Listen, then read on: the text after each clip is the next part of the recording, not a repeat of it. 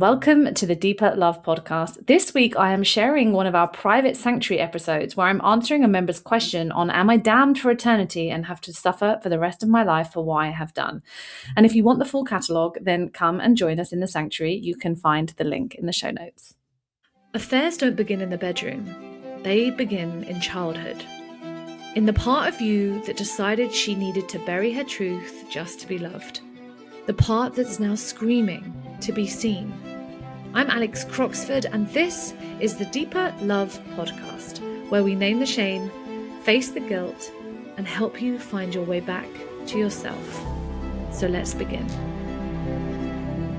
So today's private podcast, I wanted to answer the question, am I damned for eternity and have to suffer for the rest of my life for what I've done? Because I know how real this feels when you literally feel like the worst person in the world and you've done something that has so much judgment from society, from friends, from family, from your partner. It feels like you are literally the worst person to exist. And now for the rest of your life, you are going to have to suffer for what you've done.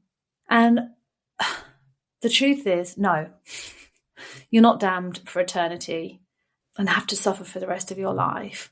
That is right now the shame talking and the guilt talking and societal conditioning talking, religious conditioning talking. You know, you have to remember that there is religious conditioning around betrayal, which is that it's one of the worst things we could ever do to another person. To be unfaithful is just a crime worse than murder in so many societal constructs. And I'm going to be real with you, right?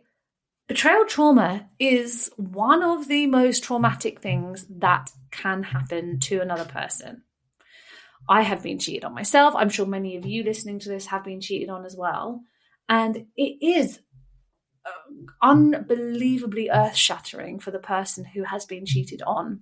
But if you are somebody who has any moral compass or any remorse, then you will also be experiencing an earth-shattering moment in your life of no longer knowing who you are anymore and how you could do something that feels so alien and so against every single one of your values and morals that you've had in your life. And just because you have done something that has caused pain to another human, and you do have to take accountability for that, you do not need to suffer for the rest of your life in order to pay penance or in order to become a good person again. Because one of the most bizarre things that we find in the aftermath of betrayal is that there is a conflict between taking accountability and self-punishment or being punished. And if you're taking accountability for what you've done, accountability doesn't look like being punished for the rest of your life. Because being punished by yourself or by someone else for the rest of your life doesn't actually heal anything. It doesn't change anything. It just keeps you stuck in this hell-shaped world where you can't move forward and you don't believe that you deserve love, or that you don't believe you deserve anyone to be kind to you, or you don't deserve anyone to show you any softness. And it's not true. You did something that hurt someone, and you had been hurting for years before you did that. No one cheats out of the blue. No one cheats in a happy relationship. No one cheats where there aren't things that aren't being said or needs that aren't being met. And that's not to blame your partner. But I want you to understand that affairs are co-created. Those relationships that we are in, that we end up looking outside of, are missing certain elements. Now, it doesn't mean that that is an excuse for the behavior, but to just understand that there was a co-creation in the relationship before you took a move outside of the relationship may help you understand that you aren't some evil person that acted completely out of the blue. This is truly one of the hardest things for the person who has been cheated on to see. And I want to invite you not to bring this to them, because this is not under any circumstances a conversation that can be had without a couples therapist, because it will seem like you are blaming them and that they are not being seen in their pain. But taking accountability really looks like doing the work beyond just what was wrong in the relationship. Taking accountability is really looking at all the ways in which you have not been being true to yourself your whole life, that you've been living in behind a mask, ultimately, of being probably the good girl, high achiever who pleases everybody else but never puts herself first, doesn't ask for her needs to be met. And that's not your fault. That's just the way that you learn to survive in the world. But taking accountability is actually starting to meet the part of you that burst through out the other side into the affair, and letting her know that you're going to meet this part of you in all the ways that she was not being met in her primary relationship. And that may or may not make sense to you right now, and that's okay. You don't need to go into your head about this too much. But what I want you to know is that you are not condemned to a life of shame, a life of guilt, a life of wearing the scarlet letter, if you start to take accountability beyond allowing yourself to be perpetually punished by a partner or being perpetually punished by yourself.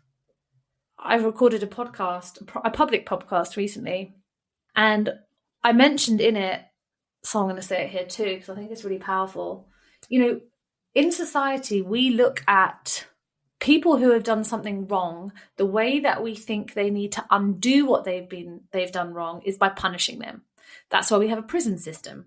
You do something bad, in inverted commas, you get locked up behind bars, all of your human rights are taken away from you. You can't see daylight when you want. You can't speak to your friends and family or loved ones when you want. You have to share a very cold, miserable, hard cell to live in.